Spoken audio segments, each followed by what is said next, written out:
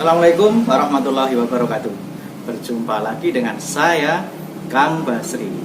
Bagaimana kabar adik-adik sekalian?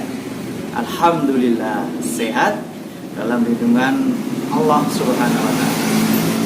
Oh ya adik-adik, akhir-akhir ini kita sering mendengar istilah pandemi, istilah bekerja dari rumah, istilah menjaga jarak, istilah pakai masker, istilah cuci tangan pakai sabun dan desinfektan, dan lain sebagainya. Oke, adik-adik tahu kan siapa penyebabnya? Ya, betul. Penyebabnya adalah si COVID-19. Oke? Siapakah COVID-19 ya adik-adik? Oke? Nyap. Pada kesempatan kali ini, Kang Basri akan mengambil tema virus. Siapakah virus? Apakah virus? Mengapa virus? Dan bagaimana virus? Yuk, kita pelajari bersama-sama.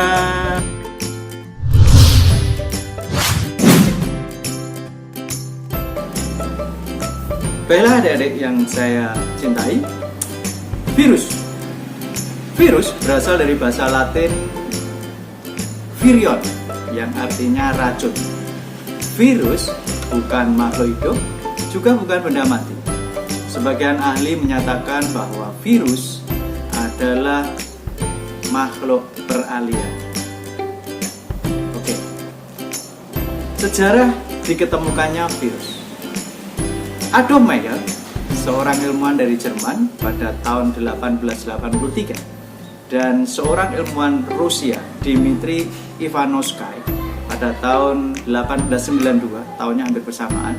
Keduanya menemukan bercak hitam, bercak kuning pada tembakau. Kemudian kedua ilmuwan ini mengekstrak bercak pada daun tembakau ini dan mengoleskannya pada daun tembakau yang sehat. Dan ternyata daun tembakau yang sehat itu berubah sakit atau ketularan, berubah menjadi bercak-bercak kuning tadi. Ivanovsky menemukan bahwa bahan ini, makhluk ini, itu ukurannya sangat kecil. Kemudian Ivanovsky menamai tobacco mosaic. Kemudian Beyering dari Belanda mendukung teori Ivanovsky. Dia melakukan eksperimen dengan penyakit mosaik tembakau tersebut. Dalam eksperimennya, dia berkesimpulan bahwa penyakit mosaik ini tidak disebabkan oleh bakteri, tetapi disebabkan oleh makhluk lain yang ukurannya sangat kecil dan bisa berkembang biak. Kenapa ukurannya sangat kecil? Karena dia lolos dari saringan bakteri. Pada tahun 1935, ilmuwan Amerika Stanley berhasil mengisolasi dan mengkristalkan virus. Nah, virus ini dinamai tobacco mosaic virus. Demikian sekilas tentang sejarah virus. Kemudian ditemukan oleh ahli-ahli lain tentang virus-virus yang lainnya. Oh ya adik-adik, walaupun dia bukan benda mati dan benda hidup, tetapi virus ini mempunyai bentuk. Mau tahu bentuknya? Oke, lihat gambar berikut.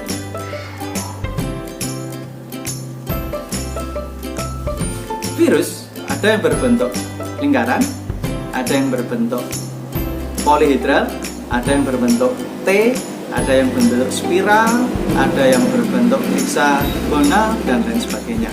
Itu bentuk-bentuk virus. Nah, siapa tahu yang membentuk itu?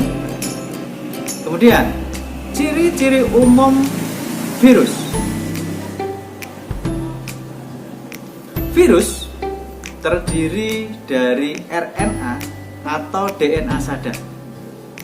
Yang kedua, virus dapat dikristalkan dan masih memiliki daya hidup patogen apabila diinfeksikan ke organisme itu.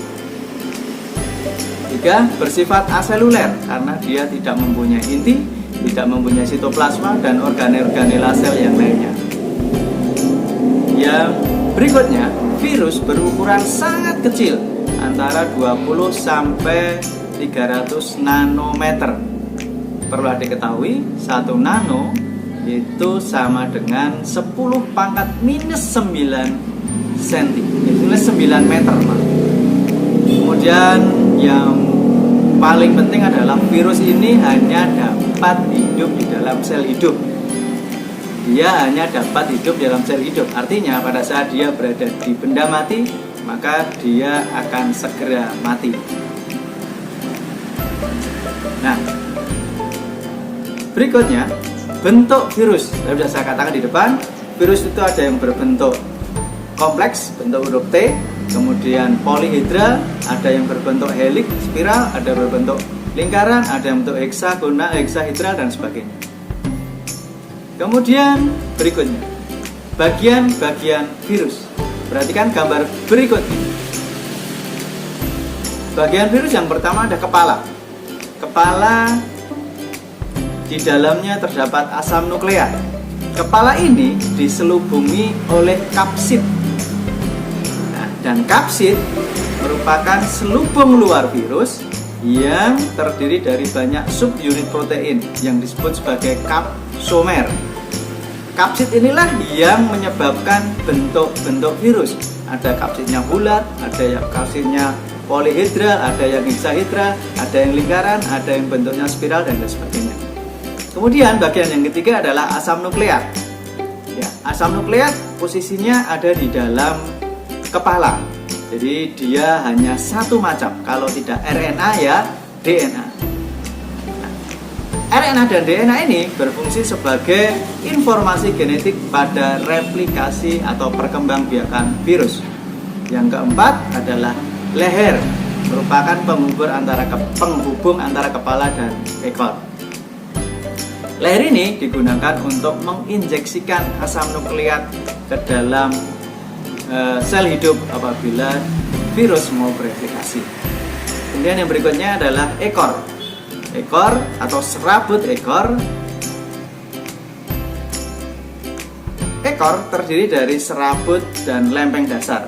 Ekor ini berfungsi untuk menempel pada inang. Kemudian replikasi virus atau perkembangbiakan virus. Nah, ini adik-adik, perkembangbiakan virus. Perkembangbiakan virus dibagi menjadi atau dibedakan menjadi dua. Satu litik, yang kedua lisogenik. Nah, apa perbedaan dari keduanya? Perhatikan urutannya. Pada daur litik ada 5 urutan. 1 absorpsi, 2 infeksi, 3 sintesis, 4 perakitan, dan kelima lisis untuk daur litik. Kemudian yang lisogenik itu ada 7 fasenya. Yang pertama fase absorpsi, yang kedua fase injeksi, yang ketiga penggabungan, yang keempat pembelahan, yang kelima sintesis, yang keenam perakitan, dan ketujuh adalah proses litik. Oke, untuk lebih jelasnya perhatikan video berikut ini.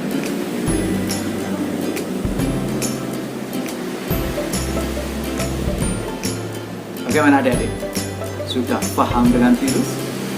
Nah, sekarang mengapa ada virus? Apa peranan virus bagi kehidupan manusia? Virus ada yang menguntungkan manusia dan banyak yang merugikan manusia.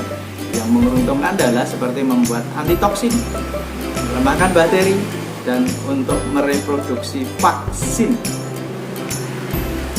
Nah, tentunya akan berdampak dengan ekonomi. Berikutnya adalah virus yang merugikan manusia. Virus yang merugikan, ada 3 yang merugikan. 1, kita bagi menjadi 3. Merugikan manusia, misalnya pada herpes, misalnya pada cacar air, misalnya pada coronavirus, misalnya pada virus influenza, misalnya pada HIV, dan lain sebagainya. Banyak yang sakit yang disebabkan oleh virus. Kemudian pada hewan, misalnya yang terjadi pada hewan. Kemudian yang terjadi pada tumbuhan, ada yang tobek mosaik virus, kemudian ada yang menyerang tomat, kemudian ada yang menyerang daun anggrek, dan sebagainya. Terima kasih adik-adik sekalian, demikian paparan saya tentang virus. Semoga bisa menjadi jelas apa, bagaimana, dan mengapa virus. Terima kasih.